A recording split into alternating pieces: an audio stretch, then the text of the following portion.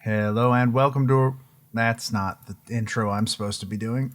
You've been doing that one a lot lately. I take it. Oh God, It's probably a fair bit. a fair bit more than this one at least.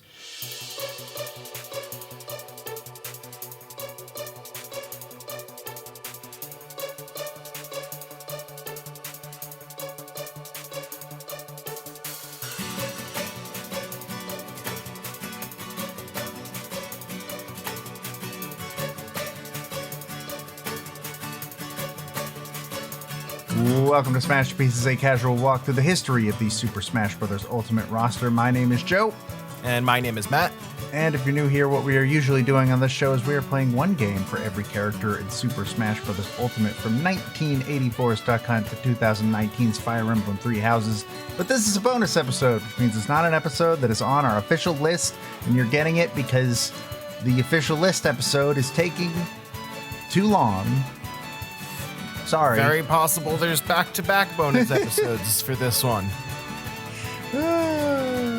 Very possible. And this bonus episode is on the 1995 Super Nintendo game Donkey Kong Country 2 Diddy's Kong Quest. That's right, it's not Diddy. It's not Diddy Kong's Quest. It's Diddy's Kong Quest. Yeah. That's what we call a pun, a joke, in fact. Yeah.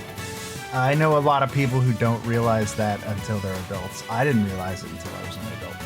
I assumed it was just Diddy Kong's Quest for years. But it's not.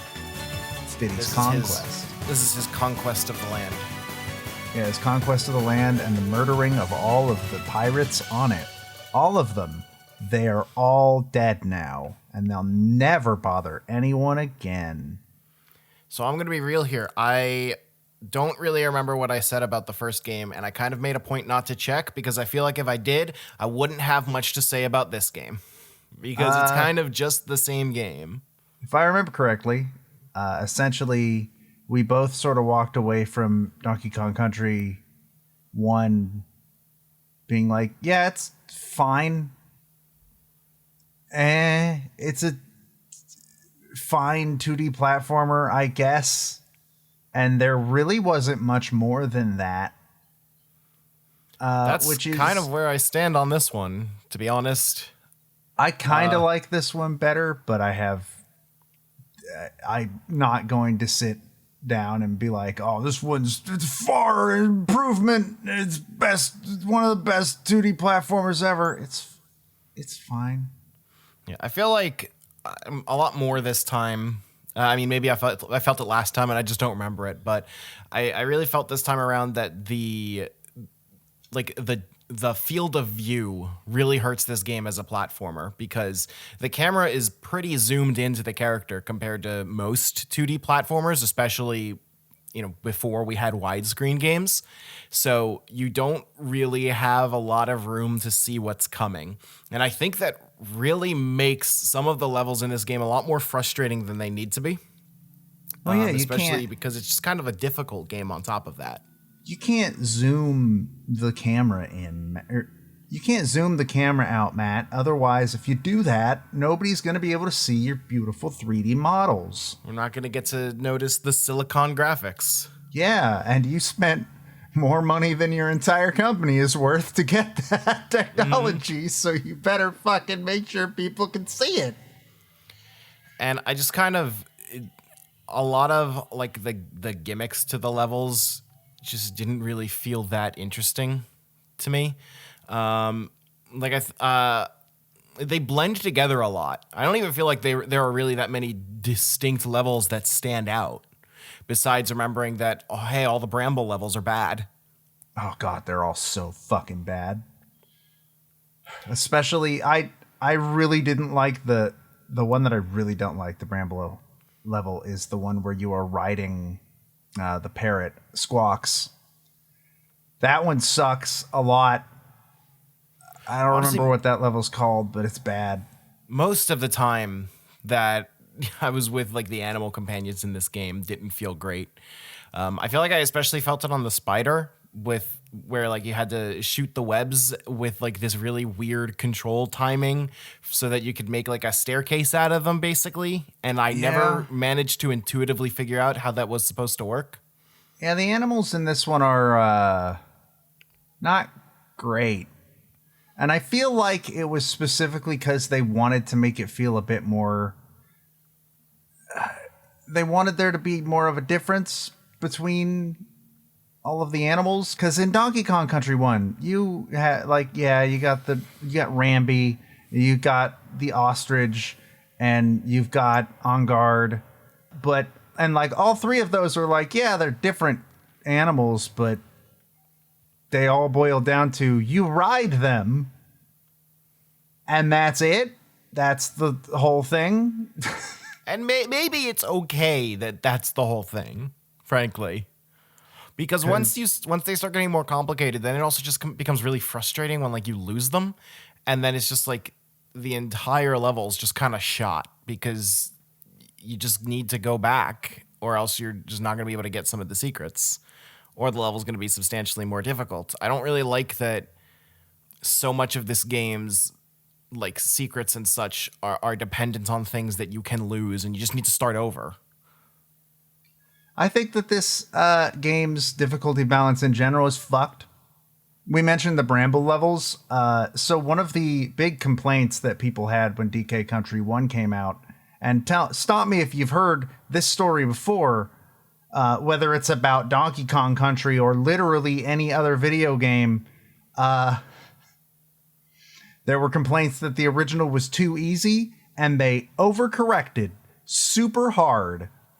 This game's not even hard in like interesting ways. There's just like a lot of incredibly precise platforming that the graphics don't really line up with very well for what the hitboxes actually are.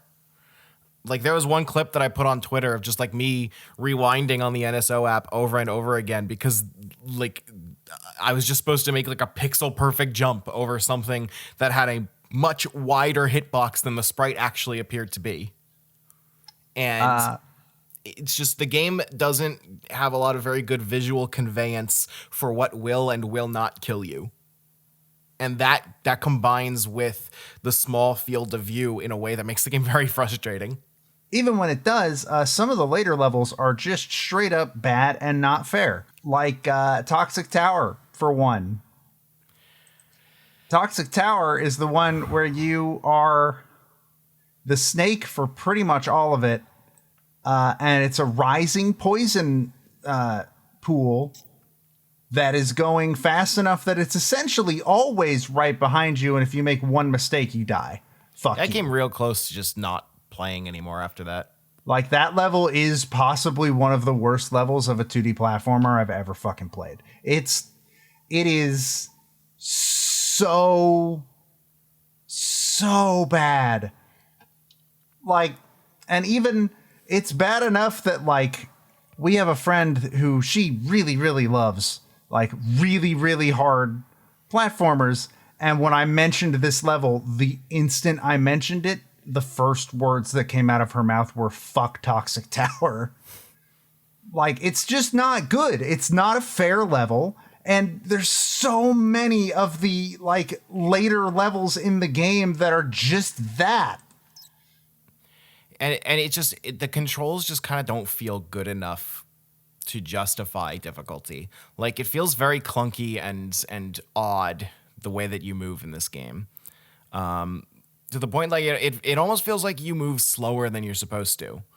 And a big appeal of the Retro Studios Donkey Kong Country games for me is that the controls to those feel really fantastic. And there is a sense of really good momentum and speed to your movement where it's almost kind of like a rhythm game where you're trying to kind of hit things at the right moment. And this game was kind of the opposite of that, where you can't really afford to get into a flow. Everything that you do needs to be very slow and careful, or else you're just gonna die. And that, it doesn't feel very good in this game because the controls just don't feel tight enough for that. It feels like the levels were designed independently from the controls, where they didn't know how the character was going to feel when they were making them. It's possible, because one of the characters is obviously, like, new. So for people that haven't played DK Country 2, Donkey Kong is not playable in this game.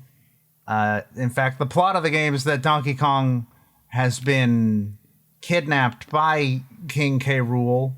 Sorry, he's not King K. Rool in this one. He's Captain K. Rool in this one. And so you instead have Diddy Kong returning.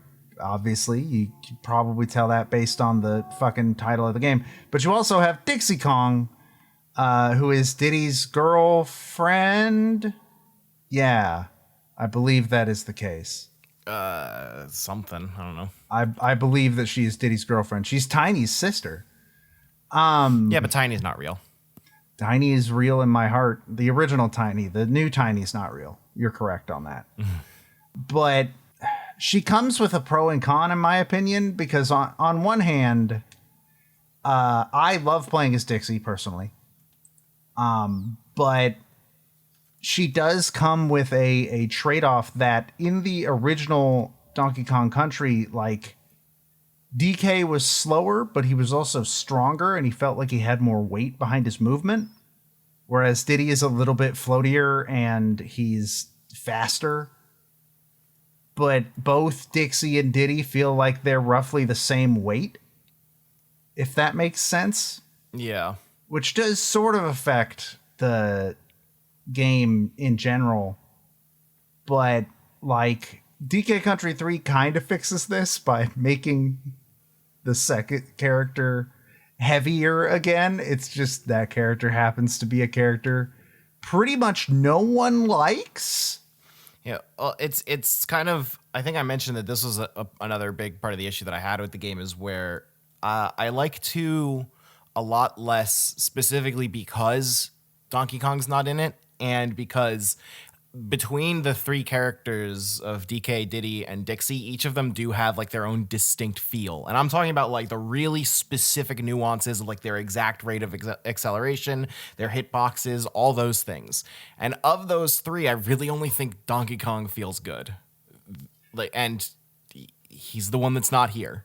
See, for me, it's Dixie.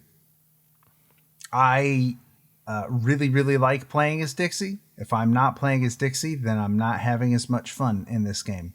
I really like the margin of error that her hover lets me have. Because Diddy does not have that, and therefore if I mess up as Diddy, I die. Whereas if I mess up as Dixie, I probably die, but I have a chance to not. I've never felt like I was actually able to recover with that. I like if her hover was ever going to get me over a jump, it was because I had already decided that I was just going to hover over it. See, I used it to correct like precision mistakes and stuff like that. I had to do that a lot. I never found myself able to do that. That sounds like a personal problem. But yeah, I like playing as Dixie the best. We could just all agree that playing as Diddy is the worst. And like, I don't know. This is generally considered the best one of the trilogy. So it's downhill from here. I mean, I might just not like this whole trilogy. I mean, it's possible. I don't think we came away from DK Country 1 with you not liking it. I think it was just, yeah. Like, I think that's what it came down to. Was just a general, yeah, sure, it was a video game. Yeah. Okay. I mean, that's kind of where I am here. It really feels like this game is just part of that period of time where graphics were everything. And 100%. Well, I'm pretty sure we said this about DK Country 1, but without the silicon graphics, nobody would have given a shit about either of these games. That's why I made a point not to go back and see what I said about the first game, because I'd have nothing to say about this one. It's all the same to me. It really does feel like the graphics are like the main thing this game has going for it. And the graphics, I feel, get in the way of the playability because it's so difficult to read the screen. Everything blends together in a weird way with all of like the pixel 3D model shading that it has that doesn't scan well. And so it's difficult to see where I'm supposed to be on the screen. You know what it reminds me of? And this is also going to involve a game that you didn't really like, and I only found fine. It might be like a snippet from a Nintendo Power or something. Maybe it's an EGM. I don't know. But... And Poorly Aged Stuff is the one who posted it, because obviously. But it's an article about how, yeah, people might like Symphony of the Night, but look at the 3D graphics on Castlevania 64. It's going to blow it out of the damn water. I don't know where you got like me having an opinion on Castlevania 64. I've never played that. No, I was talking about Symphony of the Night. That's the game. Right. But like, it was legitimately an article about how like, yeah, whatever, Symphony of the Night, it's 2D. Look at this 3D thing. Oh man, it's going to be the best ever. Guess which one of those games has a fan base still? Mm-hmm. And I feel like it's the Donkey Kong Country trilogy is kind of the same in that regard of like it's coasting on its revolutionary graphics. And so it doesn't need to try as hard as, say, a Super Mario World. And I kind of think that, not to say that I don't think they tried when making this game. Obviously, there was a lot of effort put into the Donkey Kong Country games. And I still do overall like them. It's just going back to them as an adult. I think I'm good after once. Yeah, well, kind of the thing of it is like this is a AAA game in the SNES time, like with all the same problems that AAA games today now have, where they're not particularly like they're not all that great as games. It's all about the spectacle. Kinda, yeah. It's very, very reminiscent of that, I feel. But you know what I don't find underwhelming about Donkey Kong Country 2, Matt? Oh, I don't know if I'm going to agree with this part. The soundtrack. I love this fucking game's soundtrack. I don't remember most of it. It's considered generally one of the best soundtracks of the SNES, and I think I agree with it. I'm not going to sit here and tell you that it's bad or anything, because it's not. It's just like I can't really pull out anything memorable from it. I mean, there's one that everybody should know, being Sticker Brush Symphony.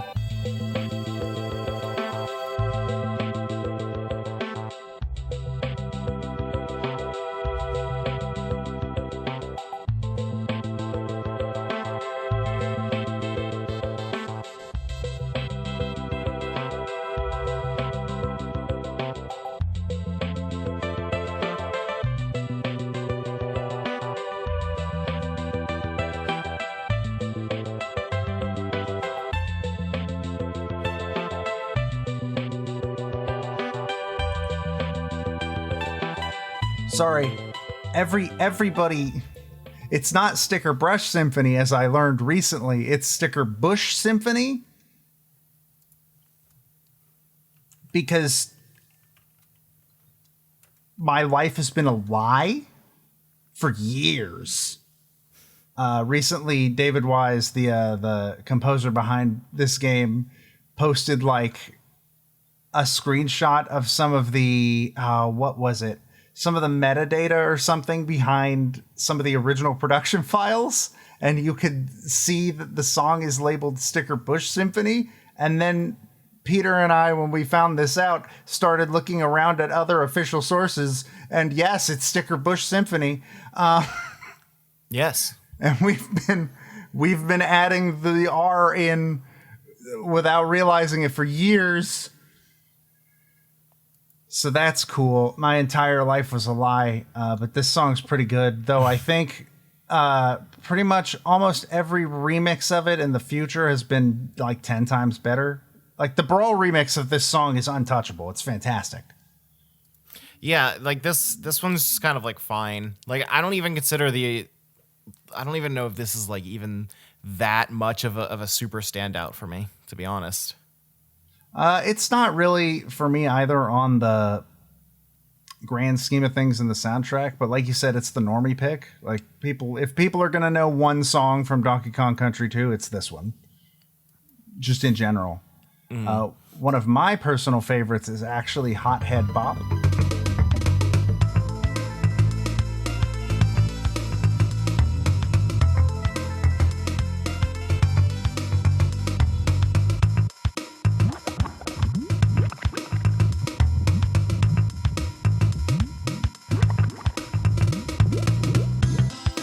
I dig this song a lot. It's the lava level music.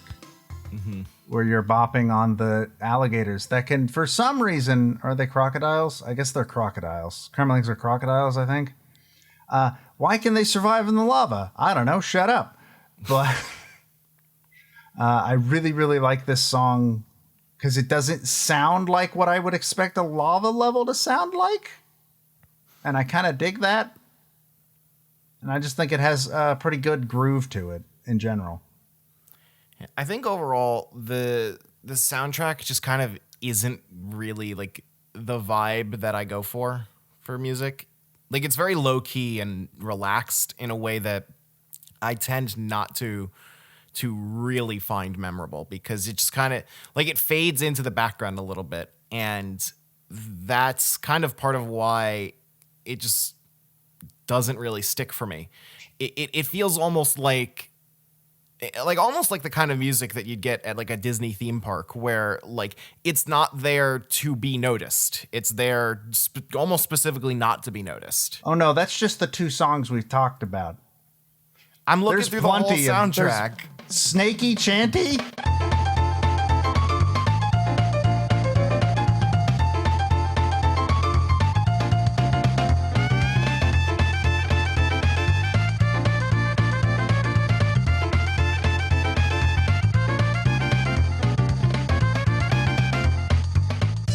You're gonna tell me this song is fucking low key? You're gonna look me in the eyes and tell me that it's low key? Yeah, this is just copying Gangplank Galleon's whole... Yeah, for literally 5 minutes, for fucking 15 seconds. Then it's something else. I like Snakey Chanty. I also like Jib Jig.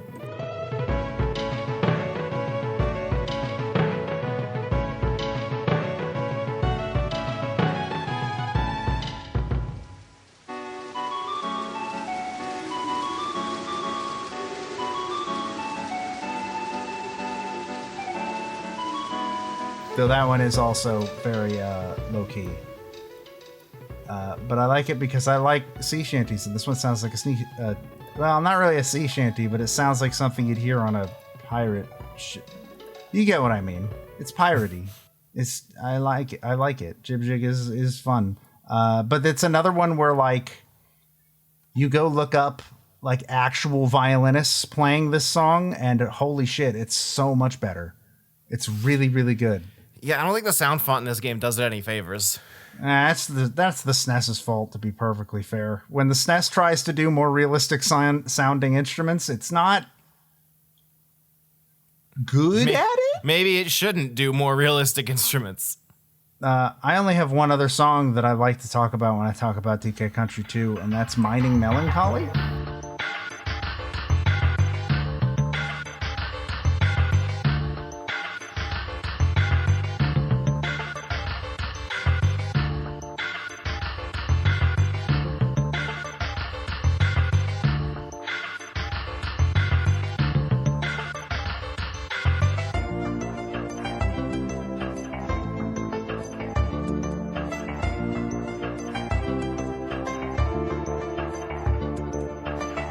Only because this song is weird, and I just sort of dig it. This doesn't seem that out there. I feel like this is I don't know, it's a pretty clear melody, and it's got like sort of an industrial percussion to kind of give that feel of a mine. I think it's supposed to be like mining noises doing the percussion. I really dig when songs do that. It's really cool. Yeah, I would say time. that I'm also a fan of that. So this is probably one of the better songs. I really dig this song, though. I know there are people that are like, they should put a rap over this song. I mean, maybe they should. I don't know. Maybe it'd sound good. I don't know. I don't have a frame of reference on that. I feel like there's a lot of times where you say things like, oh yeah, I know a lot of people say this, and it's just an opinion that is completely out of left field that I don't know where it's coming from. From some people. Okay. I don't know what else you want.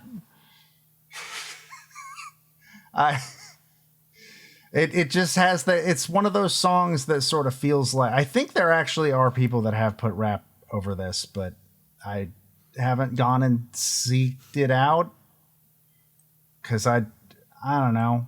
Oh shit, no, there is one other song. Fuck. How did I almost forget this one? I really, really like Lockjaw's Saga.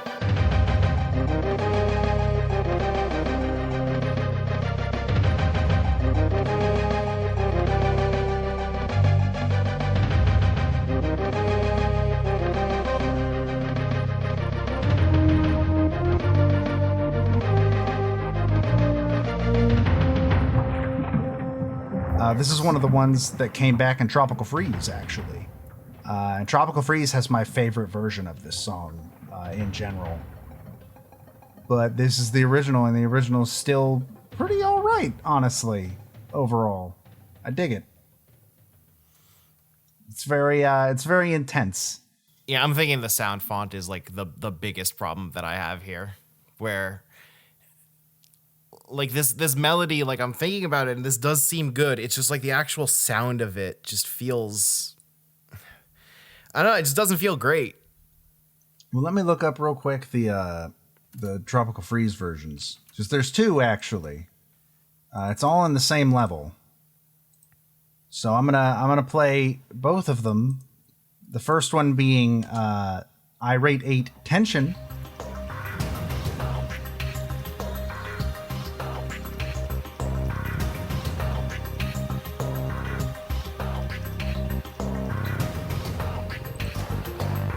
And then you've also got, after that, you have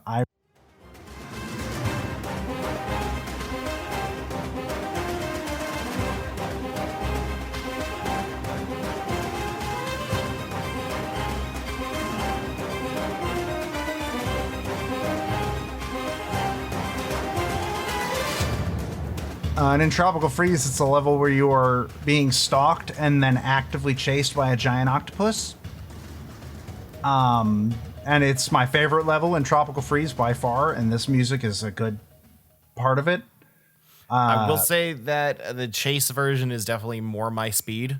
I like the chase version better, but I know Peter, when we talked about it, likes the tension version a little bit better. Even the tension version, I think, is better than the Super Nintendo version. Because it's just it's still not quite my jam, but it's definitely a lot better and a clearer sound font. Yeah, I really like the DK Country 2 soundtrack, but I think I like where people have taken it since more than I like it as it existed in, 1995.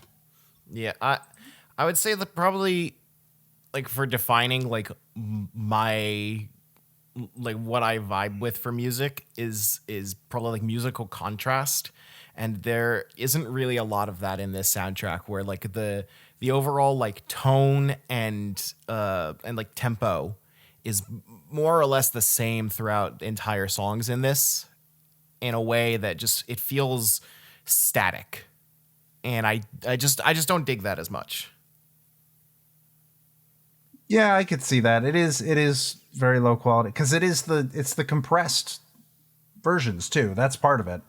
They had to compress all of this music down, and DK Country 2 didn't get the same thing that the first game got, where like 3 years ago, somebody bought a PC and just found the uncompressed production files for the DK Country 1 soundtrack on that PC. Yep. And they were able to like remaster the whole soundtrack and post it uncompressed. And 2 didn't really have that happen to it as far as I'm aware. If it did, somebody please tweet at me. But as far as I'm aware, 2 was not that way. Mm-hmm. And who knows? Maybe if it did, who knows? Yeah, I think top to bottom, this is just a game that is just aggressively not for me. And I like it fine, but I would not go out of my way. Well, I like it fine until the last like 6 levels, which can all fuck off. But I don't think I'm going to go back to play it at any point. There was like a deep despair in my heart when I got to what I thought was the end of the game. And then it's like, surprise, there's another world. I am interested in giving 3 a shot, but who the fuck knows when I'll actually end up doing that. Mm-hmm. I remember liking 3 as a kid, but I remember liking 1 and 2 as a kid too, so. Another trip up the hill for Sisyphus. Yeah. Anyways, I don't got anything else to say about Donkey Kong Country, so I guess that's what we're gonna wrap it up. So you can follow me over on Twitter at StringPixel. You can follow Matt at Grimace Duminis, where you can pretend that only Matt said negative things about the game and tweet at him about it, because I don't want to hear it. Yeah, you can go over there and see me say negative things about other games. Like Xenoblade 2. A lot. You can also follow the show itself at Smashterpieces. You can also follow Smashterpieces on YouTube, where we post the VODs for the games that we play on the official list. The bonus episodes don't go up on there. Those are just for you guys, because the YouTube channel doesn't really need that, because we put up VODs pretty regularly. So you can, if you miss our streams, which we do over at HTTPS. Why did I? So if you miss our streams, which you can see over at twitch.tv/Nintendo World Report, you can go to the YouTube channel. I mean, they're on the Twitch still too. You can go look them up there, but you should also go to the YouTube channel and watch the VODs there as well. Watch them in both places. Watch them on Twitch and then go watch them on YouTube. That's your job now. Well, now there also might be a third place to get them soon. Yeah, true. So I hope you're all clearing your schedules, because you're going to have to watch every VOD 3 times. Mm-hmm. Let's get that search engine optimization up. And look, nothing in the rules says that you can't play all 3 at the same time and just mute 2 of them. You know? Or don't. Or That's don't. what we call surround sound in this business. Yeah, that's how surround sound works, definitely.